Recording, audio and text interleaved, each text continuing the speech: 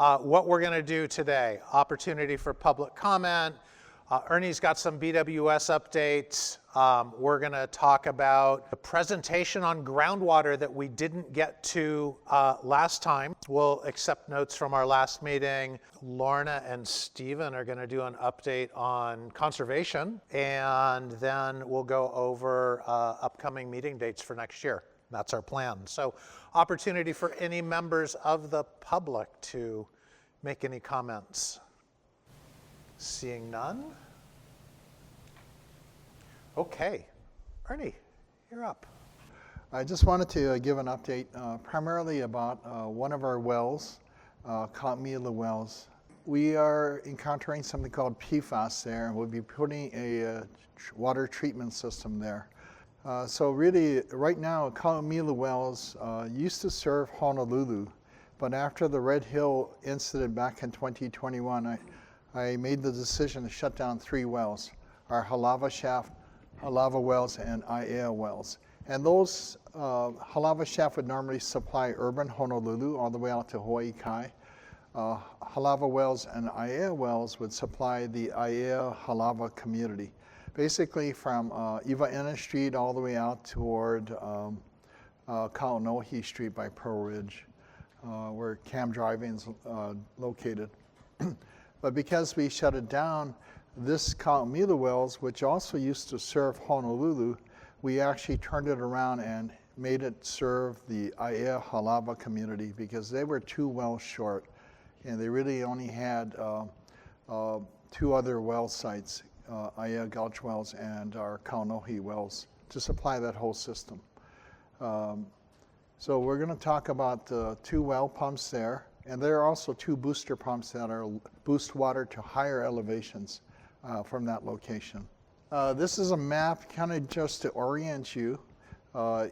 Circled in red is the Kaumila wells, and also circled in yellow are Navy water sources that are currently shut down.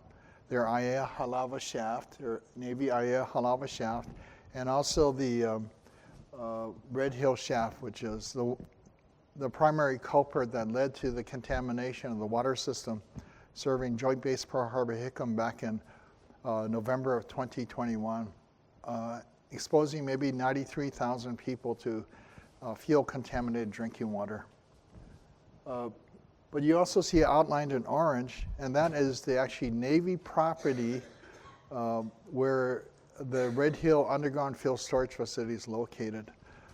You can also see our Halava Shaft, our Aiea Gulch wells, Aiea wells, Halava wells, and to the south, you'll see our Mauna Loa wells here. So circled in red is our Kaumila wells that we are now detecting PFAS, have been detecting PFAS or perfluoro and alkyl substances, the forever chemicals there in the groundwater. But also the other detections of Board of Water Supply where we've detected PFAS is also underlined in red our Halava wells and our Halava Shaft. Even though those are shut down, we still take water samples from them on a regular basis. And we're now detecting consistently PFAS chemicals in them too. And to the south, kind of sporadically, our Mauna Loa wells, the underlined red Mauna Loa wells here.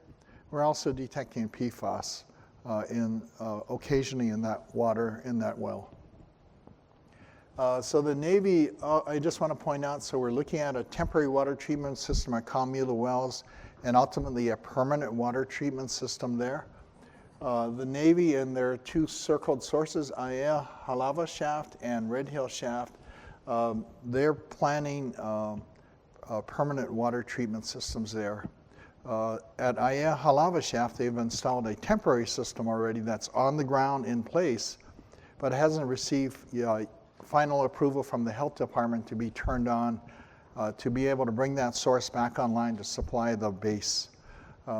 Red Hill Shaft is still in design, and actually I've heard recently that the Department of Health has approved the design of their water treatment system to be installed there. Estimated cost is about $500 million for that. At both the Navy sources, we've been told by military personnel that they're treating actually for PFAS, total petroleum hydrocarbons, that's from fuel, and also polycyclic aromatic hydrocarbons, which is also fuel related. So PAH, TPH, and also PFAS at both of those yellow circled locations. And actually at Red Hill, remember it's outlined in orange here is a Navy property where the Red Hill facility is located. They have an active investigation on per and polyfluoroalkyl substances. There's an investigation done under CERCLA or federal Superfund regulations right now. The two areas that they're investigating on the left, bottom left here, outlined in yellow, is around Area A.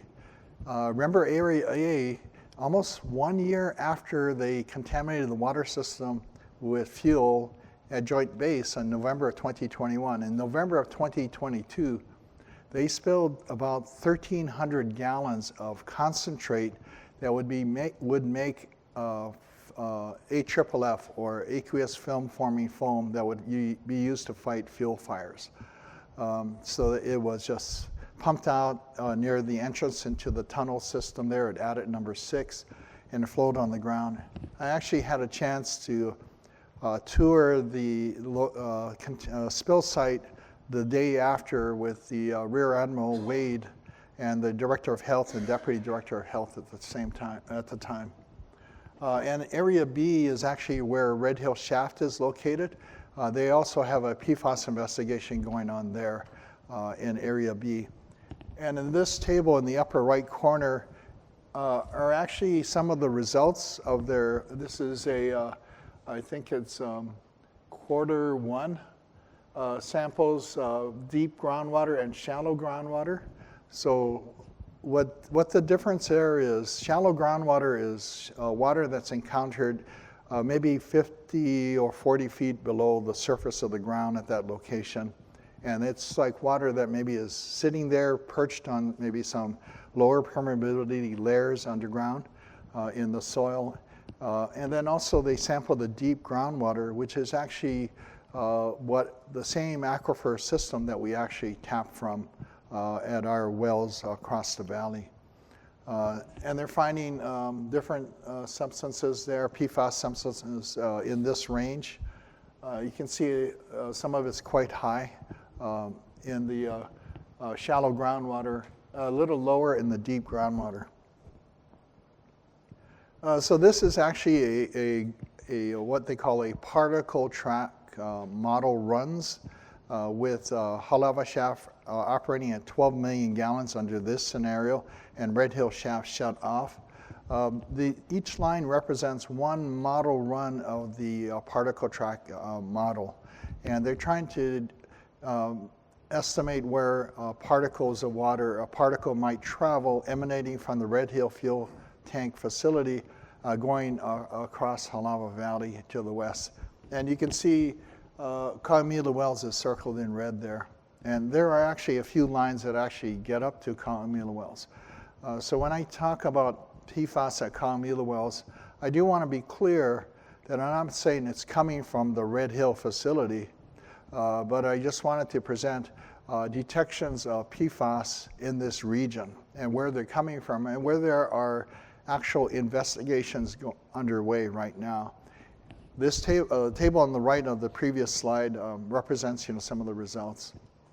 So this groundwater flow model, which is created by the Navy, I want to be clear, has not been approved by the Health Department or EPA. It's a work in progress yet, but in this version of the groundwater model, which is the latest version that we've actually had a copy to look at, it still has these particle tracks that kind of cross Halava Valley going toward the west or northwest. So what we've have here is actually the EPA back in April of 2024 adopted some what they call national primary drinking water standards for PFAS chemicals. And they identified in this table on the right the types of PFAS chemicals that they are going to regulate. So this is already in effect, but it is not going to be enforced until April of 2029. So it gives the utilities across the country that may find these substances in their wells or in their water supply up to April 29 to come into compliance. And EPA is going to enforce. And maybe I need to be careful because I think we have to comply with this already, but we are in the sampling and testing phase of the regulations. But the EPA will enforce on us. If we, for example, PFOS is set at 4 parts per trillion. If we encounter water in the well that exceeds 4 parts per trillion multiple times based on some kind of frequency, then we won't be able to serve that water to our community. The idea is to try to reduce PFAS exposure to our customers. So the contaminant of concern for Kalamila wells is actually PFOS, perfluorooctane sulfonic acid, and that's the one that's of concern here. And we've encountered more recently the levels we've been monitoring for a few years, and it's started to actually increase. And now it gets close to the 4 parts per trillion range, and maybe a few times it might have exceeded that. So we made the decision to actually shut it down back in May. And that's why we asked our communities, especially our Aiea Halava community, to conserve water, because they're operating with less wells, and we're trying to stay within the capacity that's available. Because if demand exceeds supply, available supply, then pressures will start to drop, the reservoirs won't fill, some people may start to run out of water. So we're working now hard to install a temporary water treatment system there. 1 part per trillion, it's like 30 seconds in a million years. So 4 parts per trillion is like 2 minutes in a million years. Or 1 drop, 1 PPT is 1 drop in 20 Olympic-sized swimming pools. For these chemicals, which the EPA regulated, starting back in April 2024, these are very minute levels, but even at those levels, they feel that there are health effects on people to consume the water. So we made the decision back in May to actually install a permanent treatment system, but in the interim, to get the wells back online, to put a temporary water treatment system in place. This is kind of the layout. The long term is actually to have a permanent system, which is under design right now. Estimated cost is probably going to be about $20 million in that range. In the short term, temporary water treatment system, it's going to use granulated activated carbon, something that we're very familiar with using right now. We have about 12 water treatment plants, facilities more around central Oahu and Waipahu area that uses same concept, large tanks packed with activated carbon, not powdered carbon, but a little bit more coarse grade carbon. And it's used to help filter the water and remove the contaminants. And the carbon acts like a sponge to be able to absorb the chemicals so that they get removed from the water, and the water is safe to drink after treatment. And I actually have the project engineer working on this in the audience. Mark Chun has been our lead for the project. Mark, what is the estimated cost of the temporary water treatment system? Hi, sorry. The temporary treatment system, it's a services type of contract, so it's basically per year. It's roughly in the neighborhood of, first year was $3 million is to go ahead and because of the startup costs, and after that it was roughly about $2 million per year to go ahead and run this. But it looks like this. It'll be 2 tanks, and it'll be filled with activated carbon to filter the water to remove the contaminant of concern is primarily PFOS, which is the drinking water standard or maximum contaminant levels of 4 parts per trillion, very low. So we did an emergency procurement. We're doing an emergency procurement. This is the stages right now. The groundwork has been completed. The vessels are actually on site. Photos later. Site is temporarily fenced. pipeline installation. This is now connecting the treatment system to the well pump itself. And that's going to be done in-house by our Water System Operations Division. We have very capable people that can do that pipe work and the valve work for that in-house. And then it'll be, has to receive the Safe Drinking Water branch of the Department of Health's approval before we can turn it on and send water into the water system. So we have to go through that process, and Mark is working with the Department of Health very closely. This is what it looks like from the outside, the Kaumila Wells, which is close to Aiea High School, actually, not far from Aiea High School. There's a temporary fence around it. And this is what the contactors or tanks look like. And remember, this is idea is to filter the water coming out of the ground from the well pump, and then after it goes through the contactor, then the water will go, after it's been treated, into the water system. Yeah, and during that process, the carbon will absorb the PFOS chemicals and bring it down into safe levels. And that's all I had on Kaumila Wells. I wanted you to hear about this because we've already briefed the neighborhood boards, certain elected officials in the area. But as we do this, there may be questions in the community. Mahelani? What do you do with the spent carbon?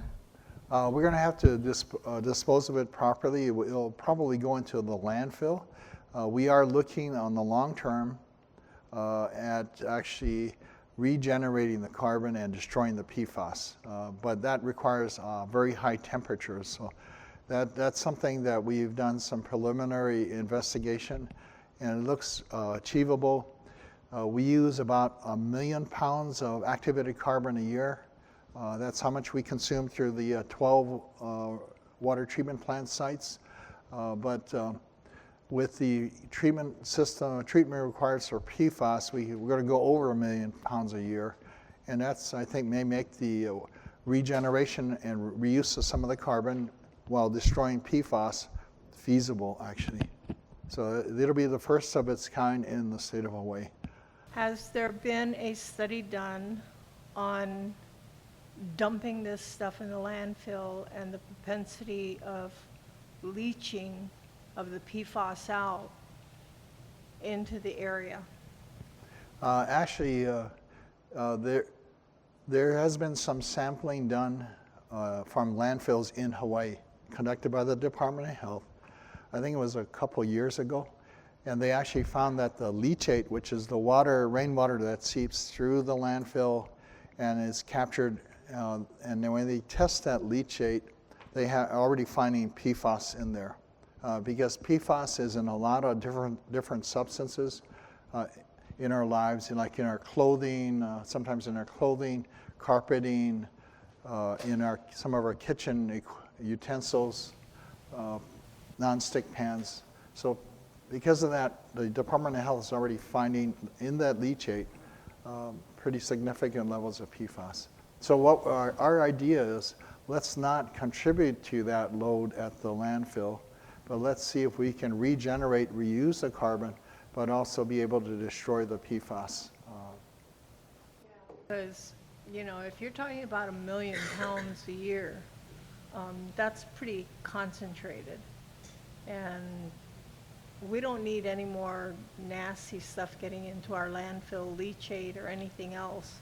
And I hate to say it, but we're going to continue being dumped on as a community because we can't seem to figure out what to do with our waste system or place a landfill in another location. So, at this point in time, the landfill has been operational since '89. We'd like to see it gone. I doubt it's going to be gone soon. And I just don't want to compound any additional health issues coming out on that coastline. I hear you loud and clear. I think the issues of solid waste, which is not my expertise, but we have to figure out a better way of handling our Opala, where it doesn't injure the Aina and our Vai, because Right now, the landfills seem to be wanting to be sited away from people, and that puts it more in the central part of the island, which is not as populated right now. But what is the legacy we leave for future generations when eventually that landfill, if it starts leaking, and it's maybe a matter of time when it starts leaking, because man-made stuff like this liner system, it can, I don't know how it can last. People can say it can last forever, because at some point it may start to fail. And that leachate, which is loaded with different contaminants, not only PFAS, will seep down eventually, getting into our aquifers deep below. Yes, I'd like to inform the members that we're going to be doing a grounds tour at the IAL laundry site between the St. Elizabeth Church and IAL Elementary School. This is going to be done on January the 11th of next year. I'd like the board, inform the board that both Wayne and Ernie and I are part of the Pearl Harbor Kailailoa Restoration Board. Thank you.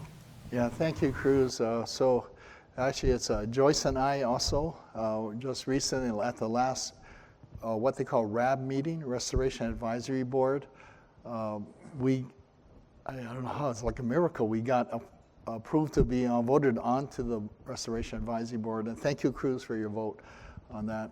But the idea there is we want to learn more about what's happening in our system. So this report is actually generated through that effort on, and the Restoration Advisory Board is the way to inform the community on what's happening. They have recently asked us for comments on a community involvement plan, which Joyce did a great job, and with input from Kathleen on their plan, which we provided some strong comments on it. But the danger is, all this, like the whole Pearl Harbor is a Superfund site. Red Hill is part of that. And Red Hill's not the only one, but there's other locations that are part of that effort. Understanding we can't change the past. Whatever happened on there and what was released in the environment or utilized and now is affecting the land and the water and the ecology, the fish, other things, it's done. But now it's trying to figure out where it's at and can it be remediated or cleaned up by the military and restored. So PFAS is somewhat of a catch-all term for, bad guy chemicals, and there's a bunch of them probably. And it seems to me the EPA is supposed to be in the ball game and put some controls on that kind of thing. Is there any effort being made to, catch it at the front end so we're not scrambling on the back end? You're absolutely right. We're on the receiving end, but how do you reduce the source? And I think some of the actions of the EPA was to ban certain older versions of PFAS from being used in firefighting foam and other things. I think like PFOS and PFOA, which was some of the older chemicals. In total, in this man-made fluorinated compounds, I think there might have been over 14,000 different versions out there. It was developed back in the late 40s, early 50s, and then widely used.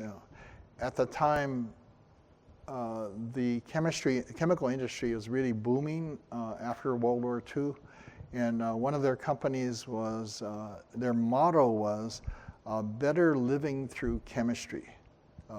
And at the time, I think we all kind of were happy with all those benefits: non-stick pans, waterproof clothing, stain-resistant carpeting, pizza boxes that can handle the heat of a fresh-baked pizza.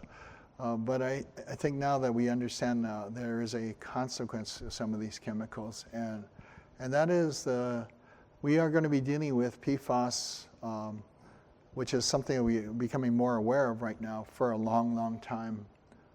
And there's so much of it in the environment almost everywhere you can go on this planet, you'll probably be able to find PFAS in the environment. So it is going to be a challenge. The EPA is, this current administration, they're looking at maybe relaxing some of these regulations, like the 2029 deadline for enforcement deadline. They're thinking about pushing that out 3 or 4 years to give utilities more time. But you know, we're operating as if the 2029 deadline is there. And we want to try to get treatment systems at critical well stations in place. Mark, maybe you can share a little bit about other water treatment systems being looked at right now, at what locations? Let's see, we talked about Carmela wells. So basically we have a dozen sites maybe that have PFAS detected at them. We have GAC facilities at a lot of them. And so at least for now we're saying, okay, it's kind of covered because we know GAC does take out PFAS. 3 sites didn't. And so we're pushing ahead with, we call it priority sites, to go ahead and design and install treatment facilities there to beat that 2029 deadline. So those sites are Carmela wells, we have Pearl City Shaft, and we have Moanalua wells. And so we're pushing forward on the design for those sites. In the meantime, we're going to look at all the other sites and see our existing treatment facilities, are they adequate? Like, they work, but are they necessarily the most efficient? And so the next step is look at what's the most efficient type of technology to go and remove PFAS. Like GSC does, but maybe it's not necessarily the most efficient. It's actually pretty good, honestly, in our bench tests that we've had so far, but just to make sure that we're doing the best thing. And then it also includes, to Ms. Resente's question, the disposal of the material is also part of the study itself too, because we recognize that in the long term, we can't just be putting it in the ground. So that's actually as part of that, finding the best technology, including what we're going to do with whatever material that's going to be used from it. Yeah, I believe that on the disposal side, if say all the activated carbon had, I think it was maybe a pound of PFOS or something, it would be classified as a hazardous waste and have to be handled differently. So we're really kind of looking at this very closely because they, on the same hand that on one hand, the EPA passes drinking water regulations. They also started to classify more PFAS chemicals as hazardous substances on the other side. So we're kind of caught in this squeeze. You know, we got treatment systems that will generate spent carbon or other material that has PFAS in it. How do we handle that so that we are not dealing with hazardous waste? And how do we take care of that within our community as opposed to shipping it to another community for them to deal with the problem. It's challenging times, and you know that's the tale of our drinking water through the years. I think when the Safe Drinking Water Act was passed, their list of chemicals, things that were regulated, was much smaller than it is today, and that list continues to grow over time. Is it coming up? Oh, there we go. Okay. So, you know, those areas that have higher detection and whatnot, they seem to be kind of in a similar area, but on perhaps, say, the windward side, there's not so much of a concern. Why? Do you guys know why that is? Perhaps on the windward side, there's not as much detection versus it seems to be kind of centralized in one area almost. I don't know for sure. This is just speculation on my part. Look at the windward side. It's not as heavily developed as the central part of Oahu. But also the windward side, the aquifers, you know, like on the leeward side, everything on the leeward side, you know, it's mostly what we call a basal aquifer conditions. And these are all interconnected, and they're very permeable, and there's a lot of human activity above it, industrial, commercial, residential, other types of activities. So far, we, knock on wood, you know, we're not seeing it on the windward side so much, though we're seeing it more on the leeward side. And there's also the other aspects. I want to be careful of not knocking the military. I respect the military, but where are more of the military installations located, except for Marine Corps Base Hawaii? That's in Makapu. they're more on this side of the island. Ernie, for the cost of the filtration system, how is that being funded? Is it possible that we talked at the previous meeting about the green bill and how the green bill could be possibly assessed to use some of those funds for the community, right? And so is there a direction to approach the administration to see if those kinds of funds could be utilized to populate all the wells in the state of Hawaii? Because as you had mentioned earlier, we're going to see more and more proliferation of PFAS. I remember a news story of where they took clothing that was donated to the Lahaina victims, and they had an abundance of that. And so they buried that in the landfill somewhere on Maui.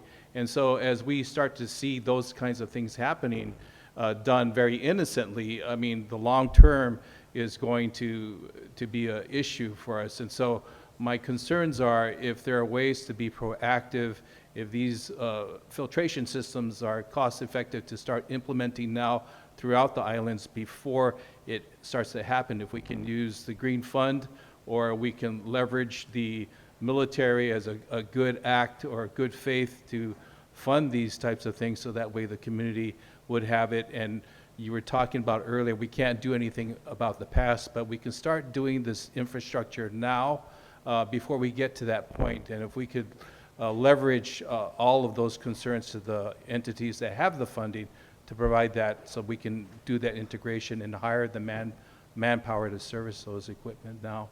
Yeah, thank you, Chiki. Definitely, we want to look for other source of financing that is not only on the backs of our ratepayers, our customers, because these are large costs that we're going to encounter, not only the upfront capital costs to build it, but also the operating costs that will go on for decades and decades. So federal funds is always a source, but right now federal funds is challenging. But then I just recently had a discussion with somebody in the legislature with the concept that in the past, this is like decades ago, the state of Hawaii was much more active in developing infrastructure, helping to drill. I remember DLNR, Dowald, actually drilling exploratory wells around the state that would be looking for water that could be then turn those wells over to the counties to actually develop and operate those wells. So I'm hopeful that we try to go back to the legislature and maybe in partnership look at infrastructure development, because the other pressure that we face is there's this pressure of affordable housing, big push on affordable housing and development. And there's state land involved in that too, so I think they need to be part of the solution. We are fortunate that we have, in the last few years, we did get $10 million from, supported by this former Speaker of the House, to actually drill monitor wells at Red Hill, around Red Hill. And this last session, we got $2 million more. And prior to that, we had $1 million to help us drill an exploratory well in Kunia. So I'll continue to have that dialogue with the legislature. In August of this year, 2025, Delta Airlines was fined, I think it was $78.75 million for spilling 15,000 gallons of jet fuel over Los Angeles, right? So these kinds of things, I had mentioned at the previous meeting about how we're being a little bit conservative, but if that amount was awarded to the community because of that spill, if we can look at ways of increasing the numbers so that way when there are infractions, we can utilize as a benchmark for seeking additional funds. Thank you. Yeah, thank you. And I didn't address the green fee. We are looking at it very closely and are interested in submitting projects to maybe get some of the funding from the green fee, 140 million or so. So this first round is going to be a test. I'd like to try to get some projects in or efforts in there just to test the waters. Yeah. All right. Thank you, Ernie. Let's go to groundwater assessment. So This is a presentation that Bill was actually going to give last time. He gave little pieces of it at HWWA last week. I think you're going to find it really interesting. The source water evaluation has a number of different objectives, including kind of looking at the nexus between groundwater quantity and quality, and specifically how historical pumping from our groundwater aquifers has impacted quality. So we heard a little bit about that from Ernie, so extending on that. Another objective is to support the development of water shortage plans, which are, the plan for how to address drought or, supply needs during stressed periods. We also wanted to collaborate with the One Water effort and understand the vulnerabilities that those studies and that effort has identified and how they might be woven into the water master plan. And also another aspect is looking at future water supplies and how those might be used to augment the supplies that Board of Water Supply has. Today we're going to be focusing on the groundwater quality and quantity, but we promise to bring some of the findings from these other tasks or efforts back to you at a future date. This picture shows the water cycle, how water makes its way down from rainfall recharge.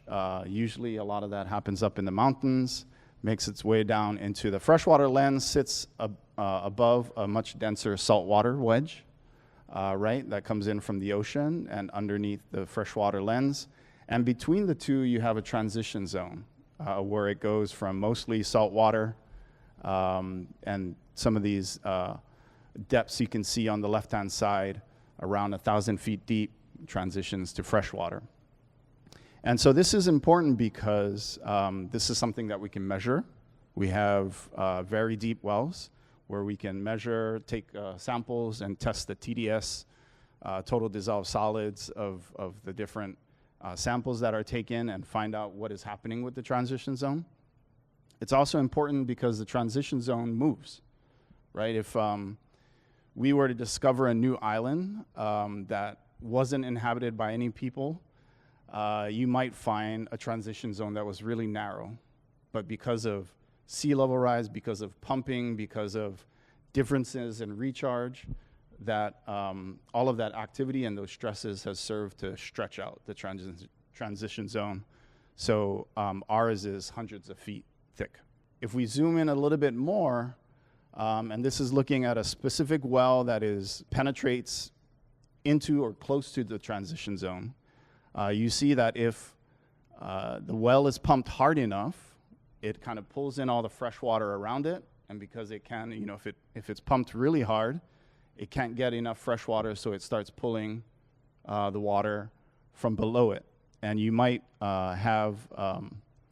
you cause a depression in the groundwater, the freshwater lens, and you might cause upconing in the saltwater. So if you have a well that you are pumping really hard, then you might have increased saltwater contribution to that well, and you might have rising chlorides. And that's kind of the topic that we're talking about today.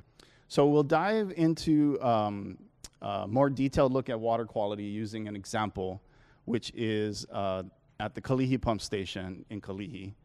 And this is a graph that shows chloride concentrations, and the axis on the bottom is from 1998 to 2016. And the chlorides have been going up over time, and you see in the first 10, 15 years, you see it gradually increasing.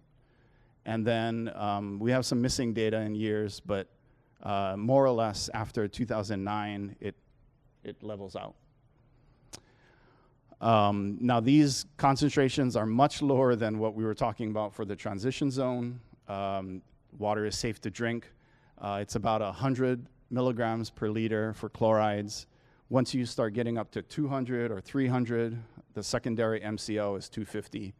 Then you might have to either reduce your use of that well or do blending to make it acceptable to use.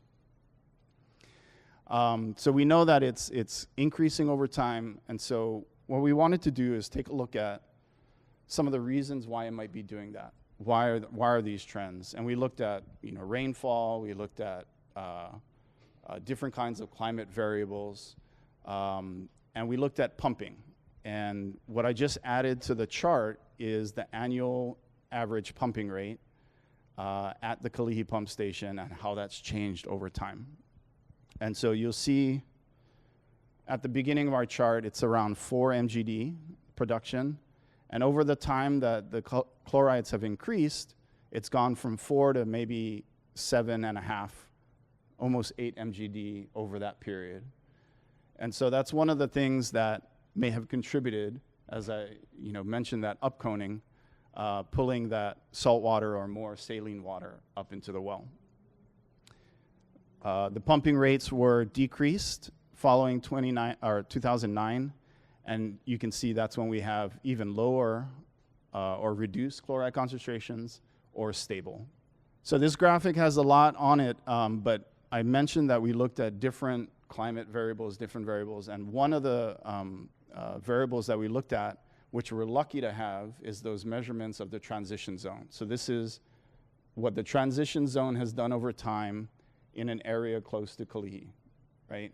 So we have the top of the transition zone in blue, and we have the midpoint in brown. And the axis on this end is about 1,300 feet. So it's pretty zoomed out. And you can see over the period where the first half of this historical period where that chlorides were going up, you can see that the midpoint is going up over that time, and the top of the transition zone is going up as well. That black box here is actually the well, one of the wells that serves that pumping station. It's the deepest well, and the bottom of that well is at 469 feet below mean sea level. And you can see in 2009 and 2015, there's actually the top of the transition zone has made its way into the bottom of that well screen. And it just so happens, if I go back real quick here, 2009 and 2015 are the dates where we get the highest chlorides, right? So all of this makes sense in terms of how the whole column, the transition zone, has been shifting up because of this pumping. So we looked at 6 wells, and we looked at what the pumping rates historically have been, and we tried to find those stable periods to look at what should the pumping rates be held at, or should there be targets for pumping, so that we can maintain a sustainable or stable chloride concentrations going forward. And so there's, let me just show this table shows, how much the well is permitted to pump at. This is 2011 to 2015, so historically what they've pumped. And then we tried to pick out, stable periods to come up with a target pumping rate. And that's what's shown in this column here. Kalihi, I mentioned, the pumping rate was about 4 MGD, so that was the recommendation. Kalawao, for example, even though it's permitted at 11.75, we found that 8 was a rate that produced stable chlorides without exacerbating that problem. Now the final column is shows what the 5-year average has been from 2020 on. BWS has taken these targets to heart, and the usage over that time period has been very close to what the recommendations were. So this shows not only the relationship between the pumping and the water quality, but also BWS has been able to meet those targets or stay near those targets over the last 5 years. And just to close the loop on the impact of staying near those targets, this is an extended graph for Kalihi Pump Station. And you can see the average has been 4 over the last 5 years. There has been some pretty low years. And the last 2 years have crept up a little bit. But all in all, you can see the chloride concentrations have been very stable during that time period. So a great success story. And all of the wells that we looked at have very similar results. So just some next steps. So this is part of the Water Master Plan update, as I said. We're extending this analysis to 14 other wells that were chosen because either they had historically high chloride concentrations. We picked one that had PFAS detected in it just to see if there were trends in that data. Some of the wells that were selected were, had increased pumping stress because of the Halava shaft shutdown. And then some were just really important for system reliability. So if they're critical wells, we are taking a look at them and seeing, if there's guidance that can be created for those wells. And then we also want to understand that there are other stressors. So we are looking at rainfall, recharge, other pumpers besides BWS, sea level rise, right? As the sea level continues to rise, that transition zone will rise with it, as well as temperatures, not only what they do for demands, but what they do for changing recharge patterns. I thought of a couple of questions. Obviously, the rainfall has a lot to do with it, and I noticed you were running 5-year averages. What's the lag time between a really drought year and a real wet year as it might factor into your 5-year averages as an approximate variable, as a percentage expression? The other one is, where do you draw the line on chlorine concentration where you say, oh, not potable anymore, and can you take that and blend it with water that has less chloride? Anyway, it's just really impressive that you guys can keep track of this much stuff. It's really important. So I'll tackle your second question first. So there are some wells that get up into the 300 milligram per liter realm, and that's when you want to make sure you use blending or keep an eye on it, because once you get to that level, you're past the secondary MCL, and you want to blend that down. A lot of the source locations, pump stations, well groupings have more than one well. And so you may have one that's deeper, like at Kalihi, that has a higher chloride. I think Punanani is like that as well. And you can use the other wells just in that local station to blend with and to solve that issue. Remind me again what your first question was. The other one dealt basically with climate change and the variability between a really wet year and more specifically, really dry years. And you were running 5-year averages. And I'm wondering how much of a variability do you have to have in your climate to affect your averages? So we've actually done a lot of work to look at to try and tie together climatology and groundwater levels, and I hope that we can share that with you guys in a future meeting.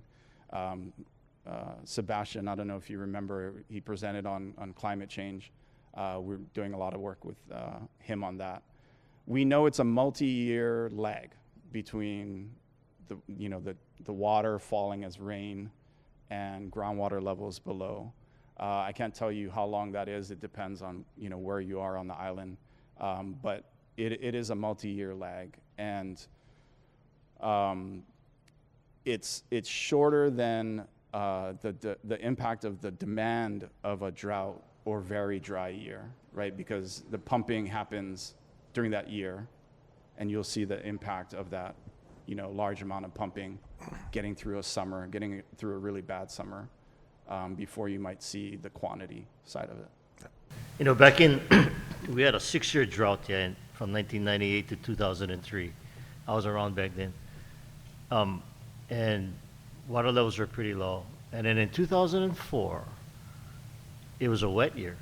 And we were seeing a lot of rain, but the water levels in the aquifers didn't rise until the end of 2004.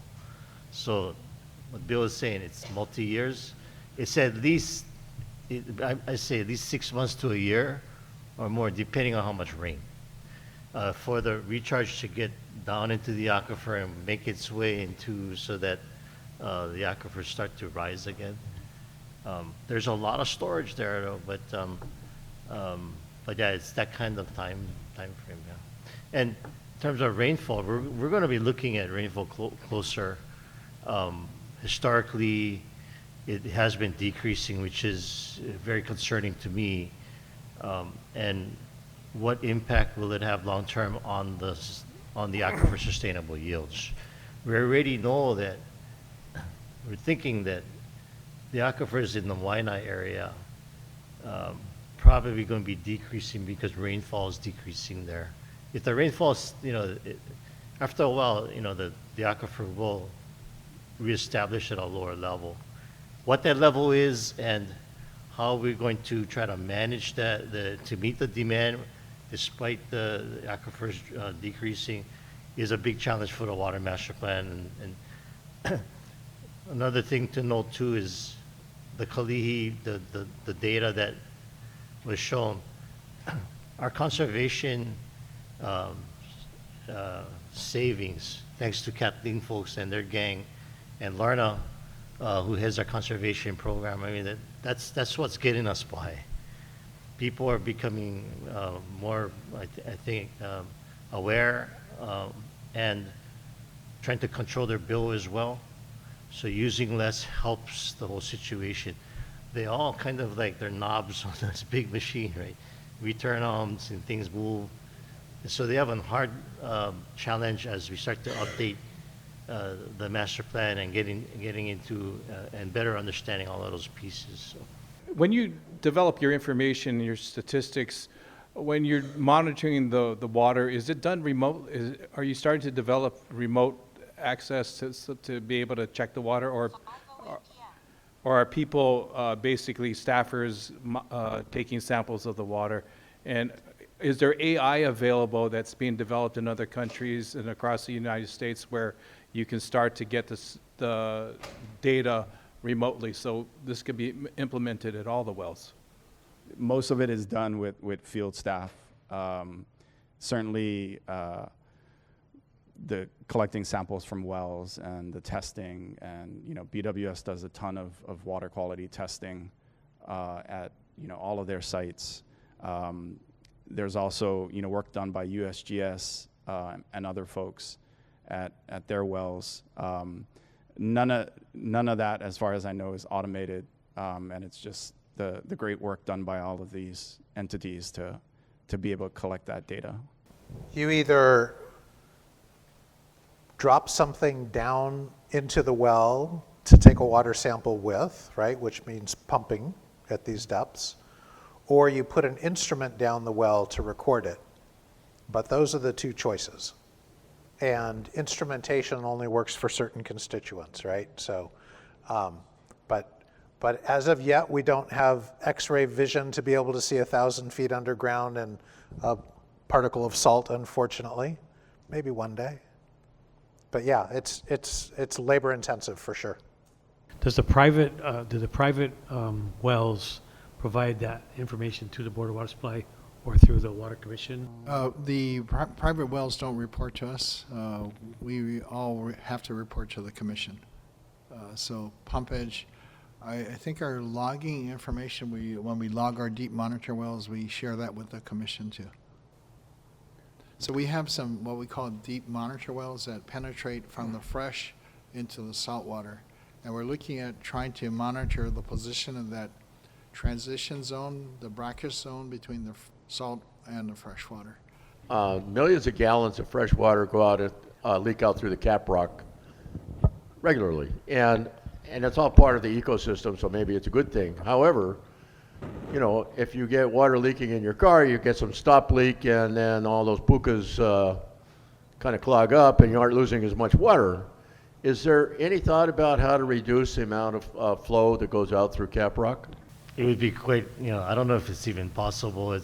There are, we looked at, one, it's geological and it's a huge area. So, the leakage into the caprock is a good thing too, because it comes out in springs and feeds estuaries, right, for traditional customer practices and habitat, right? So We don't want to disrupt that. In fact, we try very hard to not affect that. I think we're blessed with the caprock because it makes the aquifer much thicker. If it wasn't there, then it would be running off like Big Island, you know.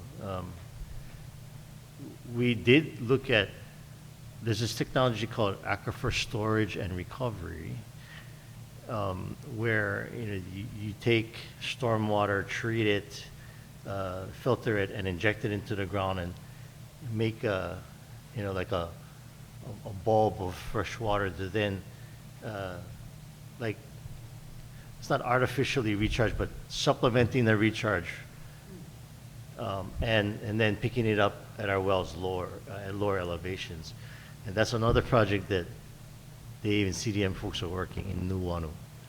So right now we're still trying to drill the injection well, but it's taking stormwater that's captured in Nuuanu Reservoir 4 and then piping it down into a treatment process that will then inject it into the ground. So it's not diverting the base flow, so we're not affecting the stream flow, but it's just if you get big storms and you get a lot of storage, let's use that beneficially and recharge the aquifer. And you can do that in certain places because it doesn't stay where you put it. Right on an island, it's very porous. It leaks out into the ocean. So anyway, looking at some of these alternatives because climate change is such a it's a huge challenge, and adaptation is. I was saying at the conference we had a large presentations on climate change. What have I learned and what do I wish? I learned that it's hard. Adaptation is hard, and I wish it was easier. Anyway, we're working towards that. I noticed that you just were looking at, let's say, one well. So if your lens is so deep and your transition layer is below that, would it be better to have multiple wells at a shallower depth to take out just a little bit here and a little bit here and a little bit here so that you don't get into that transition level as easily as if you're just drawing one massive amount of water out of one point and pulling that up? Yeah. Yeah, I think, Have you looked at the cost benefits that might provide? I mentioned that most of the sources are multiple wells, and it's besides redundancy, it's partly for that reason. It also would make a lot of sense if you take that deep well, and turn it on its side, right? And some of the sources are shafts or tunnels that basically pull water from the top of the freshwater lens so that you don't need to deal with that deeper saltwater intrusion problem. So yeah, there's ways of getting around that. Cynthia, we are actually looking at that. That's one of my questions is the need to actually drill wells. How do we optimize pumping from the underground aquifer so that we are trying to sustain the viability of that aquifer for a longer period of time? With only a few wells, you concentrate your load at a few points. So the upconing or if you're near the coastline, it could be intrusion inward from the ocean to going Mauka. So that's why we're really pushing on our exploratory well program to help develop more capacity, but also can we optimize how we would draw water from the aquifer in a more long-term sustainable way. The Water Commission's well construction standards limit the depth of new wells to the upper quarter of the depth of the fresh water. But we get older wells that went deeper, like the plantations, they went way deep because they're trying to get as much water as they can, as they could. So. Well, I think, Barry, you just answered my question. I was going to ask, is there a requirement for the wells to be so deep? Because why is it so close to that transition zone? But that makes sense that it's shallower now. Yeah, also when they first started putting in wells, the water level was twice as high than it is now. So a lot of the wells that are used for production are about, the water level there is 20 feet. But back when it was artesian in Pearl Harbor, it was 40 feet. And so you had a lot more freshwater lands to, to work with back then. Are you guys evaluating like the cost benefit of modifying existing wells, the older wells that are at depths that are too low, that are causing that, compared to just drilling new wells? Not at this time, but we're trying to just reduce the draw. Some of the, I know some of the mitigation for some of the deep wells is to backfill it. So now you're pulling, the open hole is backfilled, so you're pulling from the higher outbreak. That's a mitigation to reduce the chloride draw, but no, we have not looked at that. We're just trying to, at this point, what level of water can we pull that can sustain the chloride levels and the heads. I think maybe eventually we should try something and see what happens, because we might still, but if you're pulling water and it's recharging, you still going to shrink the lands, right? So, but you could, if we have wells that are higher on chlorides, that may be a way to bring it down, right? But I think we still have to manage how much we pull, because if you pull too much, it's just going to come right back up to that, right? Your point, though, suggestions are an excellent one, Kaleo, because well casings are made out of steel. They don't last forever. At some point, some of our wells are well over 100 years old, that the casing will start to fail and the well will start to leak, or we had one well at Wilder where the casing failed, and we started to draw rocks or pebbles or into the well, and it went into the system, and it went where the biggest demand was, which happened to be the Hyatt Regency Hotel in Waikiki. So their meter was getting clogged with little rocks and pebbles, but we traced it back to one of the wells, one of the group of wells, one well at Wilder Wells.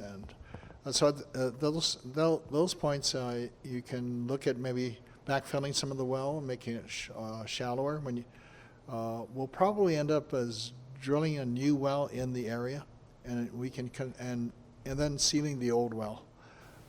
The other thing that I used to wonder, like talk to Barry about, why do we have this land that the manager decades ago acquired in actually Papakolea, in the Kalavahini area, where we wanted to build a water tank. But maybe the idea was to kind of have sites where not only shallower wells, but maybe moving wells more inland, away from the coastline. The other unknown is sea level rise and the overall impact of sea level rise over the centuries to come. That'll move the freshwater table and the saltwater transition zone upward. Yeah, I think it'd be a great strategy to multi-prong it and look at that as an alternative. Definitely. It's going to be a whole range of solutions. Managing water demand, like we're going to have a talk about water conservation. Lowering demand is also a big help, and a lot cheaper than drilling wells. But we have to do all of these things at the same time. Thank you. Recharge. I'm thinking of Lake Wilson and Nu'uanu and some damming in areas. And I know the state at one point in time wanted to have all our streams have an in-stream standard, which I assume one of its criteria would be its average amount of stream flow. And I imagine a sharp engineer could figure out how much could get pulled out and stored without it hurting the ecology of the area. But is there much effort talked about how to do recharge, and how effective is recharge? If you've got a 30-foot deep set of water, if you've got enough pressure on there to accelerate the amount of percolation or not? So Barry talked about a recharge project that we were working on in Nu'uanu.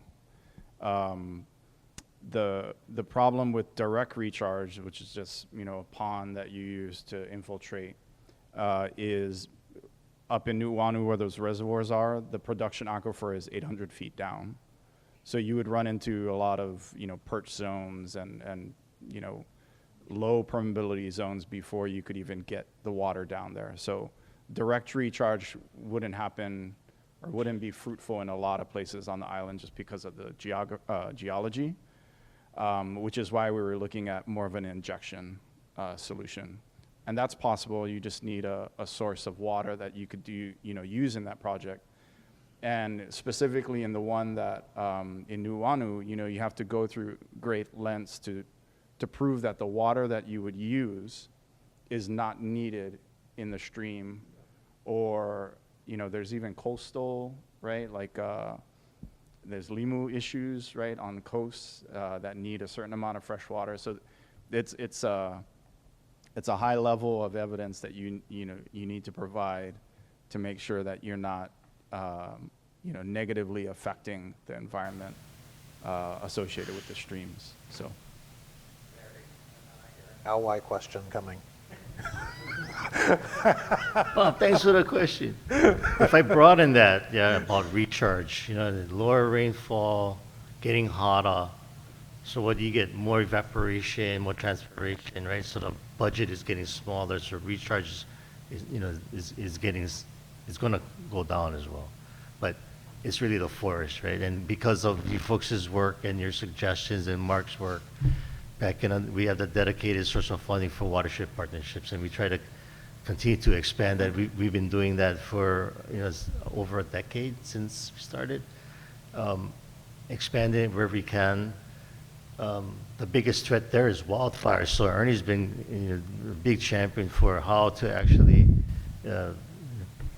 prevent and manage wildfires that affect the watersheds. Because if it burns, then then we lose the recharge, right? The other area that you're going to see is the city's stormwater fee is going to incentivize green infrastructure. So you can recharge in the mountains in a conservation district, but we need to also think about how to recharge the aquifer in the urban. And if they create the stormwater fee that incentivizes or reduces impervious surfaces for rain gardens and rain barrels, and is capture, recharge, and reuse on site. And we're trying to tie that into our conservation rebate program, our Water Sensible, to help that out. There is pent up demand on trying to do green infrastructure. Just from the community meetings that we go to, there's a lot of people interested in trying to do that. Incentivizing and offsetting that cost is just going to, if that ever passes, and I encourage you folks to support that, it's going to explode.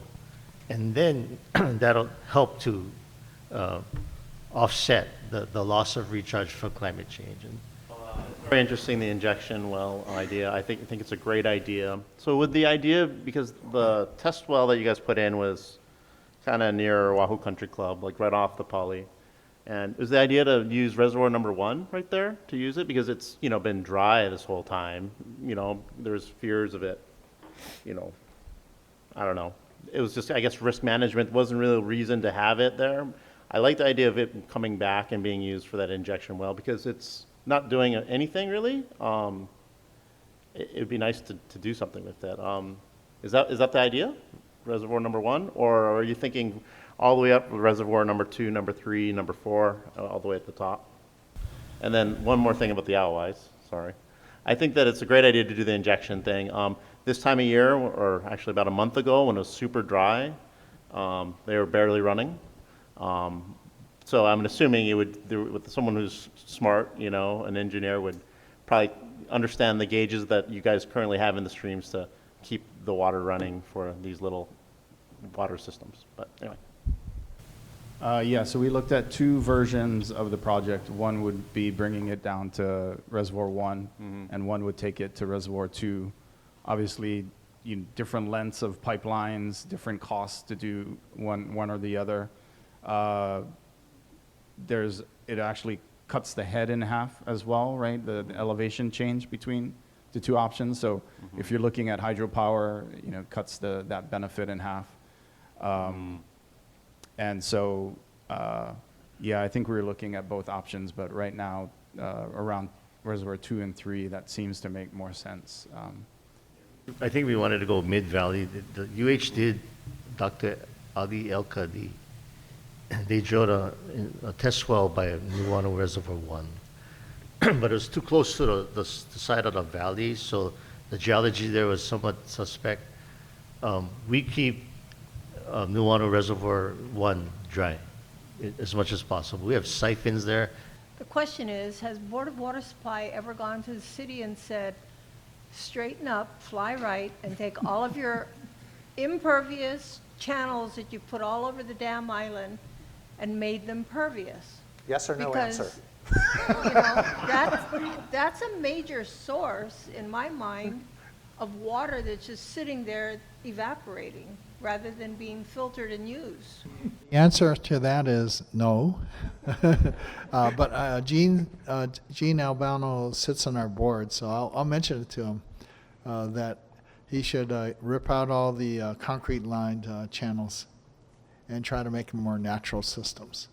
Is using stormwater runoff for the purposes of recharge. I know there's a lot of green infrastructure on-site usage, but anything to find a way to put it back into the aquifer in a central area, and whether or not that's, if it's costly or cumbersome.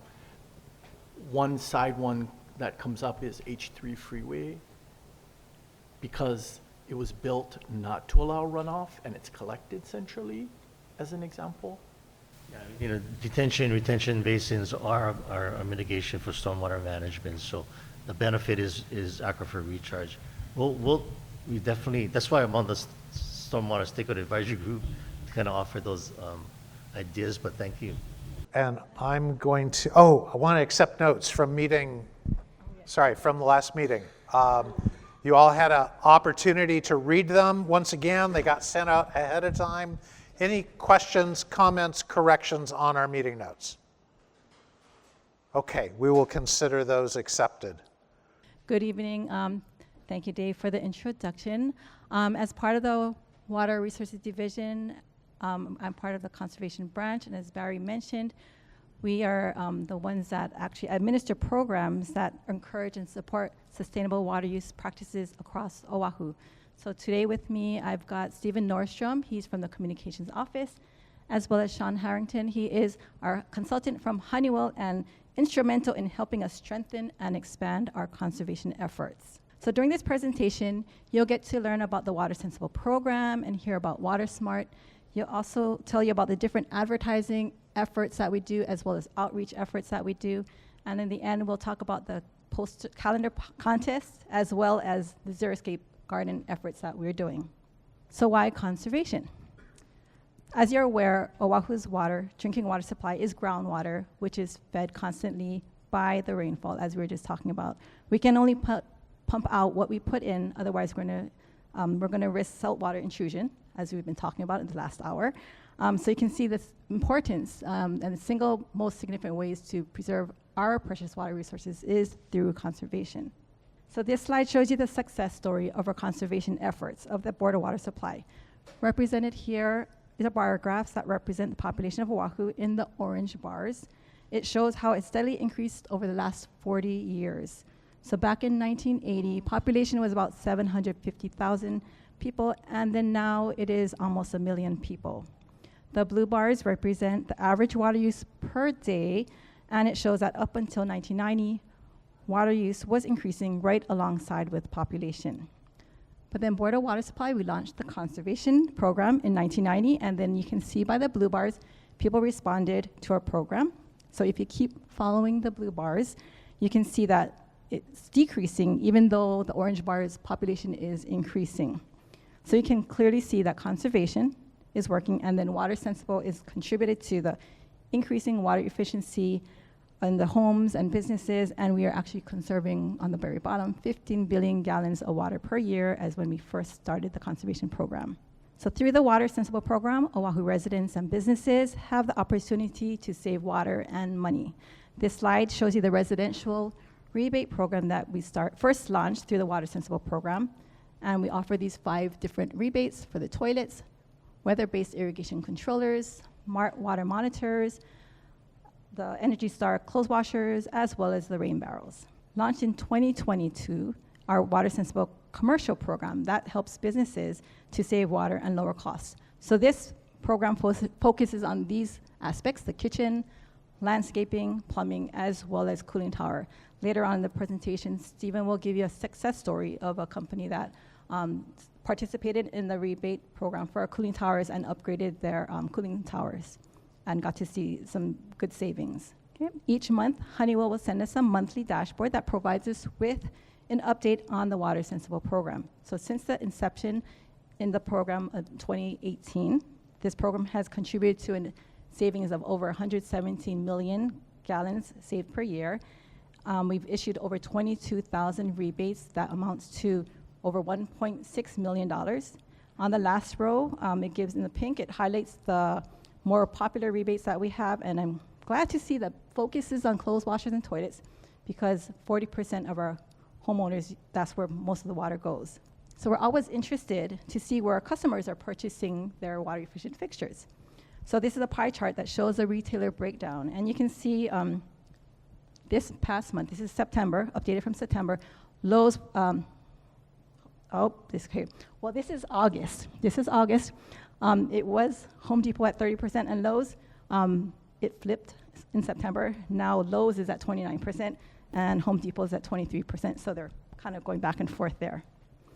We also do provide online rebates, so you can see that 3% of our customers got their water efficient fixtures online and then also got the rebate. And this was August and September. That increased to 6% online purchases. Another fun fact that we get to see is where the people hear about the program. So 51% was in August, 49% is in September. So majority of our customers are getting word about this Water Sensible program when they go to the big box stores like Lowe's and Home Depot. I want to just kind of point out the other purple pie chart with the little 7% there. It says bill inserts. So you can see that our customers are actually reading their bill inserts when they get their water bills. So we want all of our customers to have a positive experience going through a rebate program. So everybody that receives a rebate has the opportunity to participate in a satisfaction survey. Typically, a rebate is supposed to take 6 to 8 weeks to get to the customers, but you can clearly see that we are getting the rebates to the customers in less than 2 weeks. So I think that contributes to the 9.8 satisfaction, overall satisfaction, as well as 9.8 out of 10 would be referring this program to others. Okay. 2023 was the start of our Trade Ally program. This helps to broaden the awareness of the Water Sensible program. And this was developed to partner with like-minded businesses that are interested in water conservation and promoting it with their customers. So also our Board of Water Supply customers can use this as a resource when they need to do the installations for their fixtures at home. So WaterSmart, we provide customers access to WaterSmart. This is a free online program that allows customers to review their water use and compare it to previous years.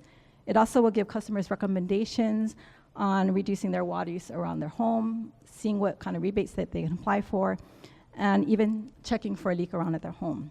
So click that button. So the Board of Water Supply created a Water Wisdom program, and what the Water Wisdom program was, what it's geared for is for our multifamily customers, because when you live in a condominium, you don't directly pay a water bill, so water conservation is not necessarily top of mind. So with our Water Wisdom program, it helps not just residents, but also multifamily users living in the condominiums, giving them a comprehensive toolkit to succeed when it comes to conserving water. So through our multifamily outreach program, we have partnered with Hawaii Energy and the Hawaii Green Infrastructure Authority to give those multifamily properties, those residents and buildings, a chance to take advantage of low interest rates as well as long-term financing, so they can make those energy and water upgrades, those water efficient upgrades. We also have our direct install program, and how this works is we go out to multifamily properties, condominiums, townhomes, and we'll do a full audit of it. We'll check for leaks, we'll go and make sure they have water efficient toilets, we'll review to make sure that they understand their water bill, as well as making sure everything is water efficient. And when we're done with that, we provide them with a detailed report. We also have our Kupuna program. program. And so what we do with that, it's not just reflecting multifamily, kapuna that are living in multifamily units. We also do single-family homes as long as they're living independently on their own. And so we'll do pretty much the same thing what we did with the direct install program. We'll go in there, we'll make sure they have water-efficient fixtures, they don't have any leaks, we'll check their landscaping if they live in a single-family home, and we will go over their water bill, give an analysis of their water bill, as well as making sure that they understand our rebate program. And so I love success stories, because you hear all this talk and you're wondering, well, is it working? Are you guys having any success? So this is one that I was very excited about. This is the Island Colony. It's about 740 units. You probably are aware this is in Waikiki. They noticed operating costs were rising. Nobody likes that, especially when you're operating a building. And they took advantage of the Board of Water Supply's toilet rebate. They replaced 405 toilets. They received a $40,000 rebate. And as you can see, $35,000 in overall savings in their water and sewer bill just in the first year alone. So a very exciting story that we're very glad to talk about and to spread the word. And so as you can see here on our conservation outreach, we're not just reaching large properties like Country Club Village in Salt Lake. We also go out to smaller units and smaller multifamily properties like Palms of Kilani. We've went out to also some places out in Eva Beach, as well as the Juliana Towers in Aiea, just to continue our outreach. And so as we have been doing a lot of outreach with our multifamily properties, commercial is another big one that we've been working on. So as you probably, I don't know if you're aware, this is that building, the Alakea Corporate Tower. It's right on the corner of Hotel Street and Alakea. And so they noticed that they were having some very, very increased operating cost. And so they found out it was the conductivity controller. So that's part of their cooling tower. And for those who do not know what a conductivity controller is, that automates the blowdown process for cooling towers, which is a required process for them to run efficiently. So looking at this little graph, you see that little circle right there? So right when they installed that conductivity controller, you already see there was a drastic decrease in their overall water usage. They received a rebate for that because that is part of one of our rebates from the Board of Water Supply. 93,500 gallons after they made that upgrade they saved, and a little over $11,000 in annual utility savings. And it's not just commercial buildings. We're going to hotels. Hotels are a business. They want to lower their operating costs. And so Ramada Plaza, big story for them is they had 3.5 gallon per flush toilets. Kind of shocking in this day and age. And so what they did is they did a whole change out for the entire building. They switched them out to water efficient, water sensible labeled toilets, which are 1.28 gallons per flush. They received a $9,000 rebate from the Board of Water Supply. But let me just say this, that was when our rebate was $45. As you're aware, we've raised that rebate to $100. And they did the install themselves in-house. 10 months was the payback period, but that was at the $45 rebate. If it was today at $100, it would have been a 3-month payback period. So a very exciting success story to talk about. And we do have our smart water monitor. So this is our newest rebate for the residential side. And so if you're not aware of a smart water monitor, this connects inside your property, not on the Board of Water Supply side. It's on the residential side. And what happens is it can alert you if you have a leak. So it's Wi-Fi enabled. So you could be traveling on a trip and you get that little notification, whoops, there's a leak. And in some of the cases of these smart water monitors, it can actually shut off your water. So you don't have to worry about, of course, wasting water. But the big one, especially when you're a homeowner, is damage. Water can cause a lot of damage to your home. So it's a big win for both sides. We're saving water and saving money and damage at the same time. So one of the key aspects to success is increasing our outreach and awareness for the program. And so throughout the year, we're participating in a lot of different shows and working with a lot of retailers to promote our conservation and assist our customers about the program. As part of our awareness initiatives, social media has also been a key to promoting the program. So here are some of the social media rebates messages that we have been using across the various social media platforms. These types of ads is what's contributed to our 8% of our customers learning about the Water Sensible program. Another method to increase awareness is through direct mail. So customers that live in condos and apartments, they don't get the water bill, so they don't know really what's out there. So we wanted a way to reach them so that they could save water as well. So these are the actual direct mail campaign messages that we sent to them, and this was sent to the urban Honolulu customers due to the market survey that actually told us that they had the highest potential for water efficiency improvements. So as you can see here from a list, we do a bunch of events around town. We've been educating a lot of our condo properties, going out and explaining to them on how they can be water efficient and reduce water usage and operating costs. But we also attend a bunch of events around town, including Detect a Leak Week. That's to remind folks about leak detection and repair. We have our poster and poetry contest, and that, of course, is educating our youth because they're our future generation. Plus, one thing about the youth is they educate their parents, and that's a big thing because we're trying to get them to conserve water. And we do a bunch of disaster preparedness fairs that we go to, and of course I'll talk a little bit about Imagine a Day Without Water, our big event that we do every year around September, October time. So the mayor always does a proclamation for Detect a Leak Week, which is usually held in mid part of April, and we actually moved it from March to April because we also now honor and observe, I should say, World Water Day, which is in March. And so Imagine a Day Without Water. That's not just talking about the value of water, but we are also promoting the One Water concept. So every year we partner up with about 20 to 25 city, state, and community organizations to talk about the value of water and the One Water concept through a bunch of activities and workshops. And so this year we held it at Windward Mall. Huge success. It was our biggest event yet. And so next year we're thinking about hopefully putting it on the Leeward Coast. We held it the year before in Kapolei, but we're thinking about possibly doing it in Waianae. So if you're available, that'd be great if you can check that out. Since 2009, the Board of Water Supply has been partnering with the Hawaii State Energy Office and the State Department of Health for the Hawaii Green Business Program. This is a free state program that recognizes businesses that strive to operate in a sustainable and environmentally responsible manner. This year, the manager got to attend the Green Business Ceremony at Washington Place, and alongside with the governor, he got to recognize 45 businesses and events that participated and were committed to advance Hawaii's clean energy and sustainability goals. Just a side note that in 1 year, the energy efficiency measures of these businesses resulted in 38.8 million gallons of water saved. So for the past 17 years, our conservation team also conducts 4 to 5 rain barrel workshops a year, and this is in addition to the rebates that we have through Water Sensible. So this program provides residential homeowners an economical and convenient strategy to reduce their water use outdoors at home. We teach them how to maintain and set up their rain barrels at home. The difference between this program and the Water Sensible rebate is that these barrels are actually recycled and they come from Coca-Cola. So I'd like to do a shout out to Allison and say thank you for your many years of support for our program. The annual calendar contest continues to be a project popular with our teachers across Oahu as they weave it into their curriculum, and it touches many areas that they may teach, such as Hawaiian culture, science, and art.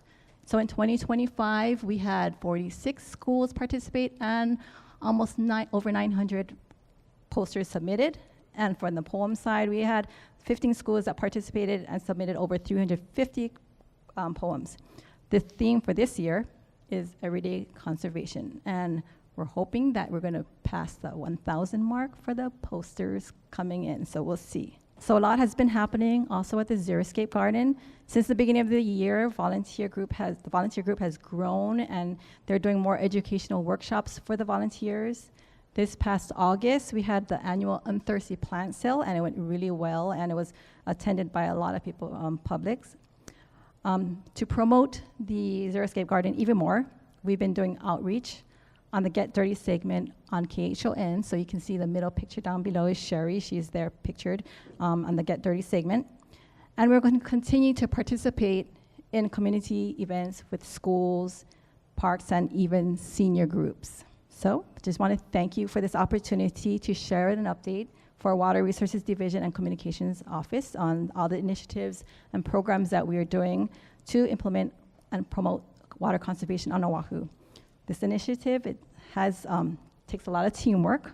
So, and a lot of coordination between the two divisions, but it's also been a rewarding experience. We'd also like to extend a thank you to Honeywell for their valuable contributions in helping us to ensure and continue our water conservation efforts on Oahu.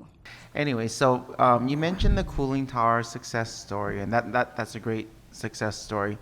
Do you guys partner with, by way of example, the Plumbers Union so that they'll reach out to their HVAC companies to kind of encourage them to recommend the controllers? Because by way of example, I'm going to be totally transparent with you. I'm a co-owner of an air conditioning company, and I don't really recommend that to my clients. Not because I don't want to, but because it's just not common practice, versus if it's kind of one of those things where I'm constantly hearing it and reminded, oh yes, I should be doing that because of all these reasons, then perhaps then I would push it more on the customers to kind of recommend to them, you know what, you should really consider this because this, that, and the other reason. Yeah, that's actually a great point. So we touched on briefly earlier, we do have a trade ally network or program. This is primarily for contractors such as plumbers. In the cooling tower space in particular, there's chemical treatment vendors, water chemistry guys that come in and they specialize in keeping the cooling tower behaving normally. If it runs amok, it's very costly to fix those mechanical pieces of equipment. So we're not directly working with the Plumbers Union per se, but a lot of, we're agnostic to the people that we would like to work with. So any tradesmen or people in that space that are interested in joining our program, I'm in regular communication with those people, and we have a listing on the Board of Water Supply website. It's a nice page that basically a quick directory for building managers or people that are curious to go and find that. So yeah, it's a great point to network with them and then obviously make those recommendations for water conservation. The information you shared about the condominiums was really impressive. The organization you referenced was HGIA to do the audit. I was curious if they charge a fee for that, number one. And number two, you also mentioned the GBP as an organization that provided audits or suggestions on how to improve conservation. On a compare and contrast basis, what's the difference between the HGIA and the GBP? That's the question. The HDIA, the Hawaii Green Infrastructure Authority, they're a state agency that is just working with the Board of Water Supply as well as Hawaii Energy to help them by giving them long-term financing and low-term interest rates so they can make those upgrades, because we know interest rates are high, and so this is a way for them to be able to take advantage of the lower interest rates to make those water-efficient upgrades. And the GPP, which one was that? That was the Hawaii Green Business Program. I think that's what you're talking about. So yeah, that one is something that we partner with the Department of Health and DBED for going out to these different businesses. It could be restaurants, it could be a lot of hotels that we go to just to see if they can be sustainable in their daily throughout their business processes. So we look at not just water, we also look at electricity, we look at their food waste, where they send their food, and it's the whole checklist that they have to go through to participate and be recognized by the governor. So, Bob, you were referencing specifically the audits, correct? What I was really thinking was with regard to Waimea Valley, which isn't a condominium, and it has several of the other things that you were offered in the GBP, which would be the best to contact to get advice. Okay. We're not sure what you're referencing when you say that, because we don't work with a company to do the audits. What we do is we actually go out ourselves and do them. There is no charge for them. Thank you. There's a gray water recycling system available. Can that be added? This is my wife's question, so thank you, honey, for coming. So she asked a question about there's systems like gray water recycling systems. Can that be added to this rebate program so that way it can incentivize people to incorporate those systems into existing homes or into new homes, so that way we can just take the gray water from our sinks, our showers, and then incorporate that back into our yards, washing car. And then the other question, sort of in addition to that, but not from my wife, is the water from the AC from these condominiums. Can that be collected to be utilized into community gardens and things like that? Because it seems like, you know, with the AC on and then it dripping, and then if the water could be collected from that and then reutilized in some capacity for the homeowners there, that would be a great resource as well. Yes, to the first question, for gray water recycling technologies, they're not super new. They're very effective, just as you mentioned. There's actually some ongoing projects right now by the Kobayashi Group. They're building 2 new buildings, multifamily residential buildings that will incorporate that technology.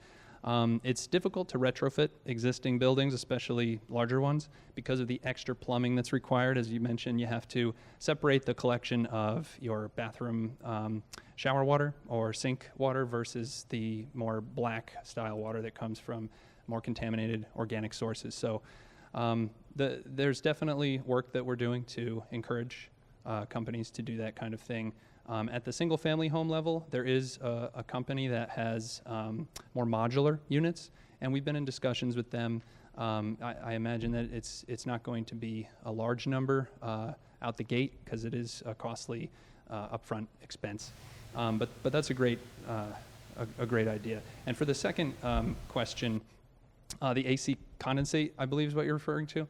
I was looking into this actually, I think last year, and it makes sense for certain applications, especially for like larger hotels, for example. They have air handling units all over the roof. And I've been up on some of those locations, and you see a continuous stream, 1, 2, 3 gallons a minute just going right to sewer. And interestingly, unless there's like biocontamination or fouling that's not addressed, usually that condensate is very, very clean. It's almost like distilled water pulling out of the air, right? So that if we could reroute that kind of water in, it would have to be case by case. There's no one technology to do this. You'd have to get a plumber involved, have somebody to spearhead or champion that at the site level. But you could reroute that, for example, to a cooling tower, which would be very beneficial and decrease the amount of board of water supply makeup. Or as you mentioned, for watering plants and gardens. So that's a great insight. Water to take care of the sewage, for the toilets and things like that. So reducing the consumption of valuable water resource and just use that to flush the toilets at the Waikiki. And correct. Yeah, and yeah, that would greatly offset the demand for potable water, which we need a couple liters a day to drink, and then the rest is usually non-potable sources. So it's a great insight, and I think the future we'll see more of those systems come online and become economical. Is all these workshops that you're doing around the community, can people from this group be added to a newsletter list so that way when they do happen we can attend that? I'm really interested also in the Waterworks annual event, to attend that and to let high schools know and people on social media. If I get notifications like that, I could populate that. I'm not an influencer, but I do talk to my neighbors, and I'd be a great resource for them as well.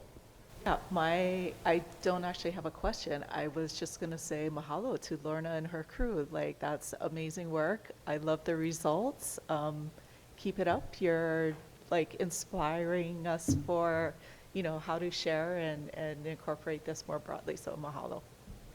Coming up, this is our last meeting of this year, but dates for next year for in-person meetings are up on the screen.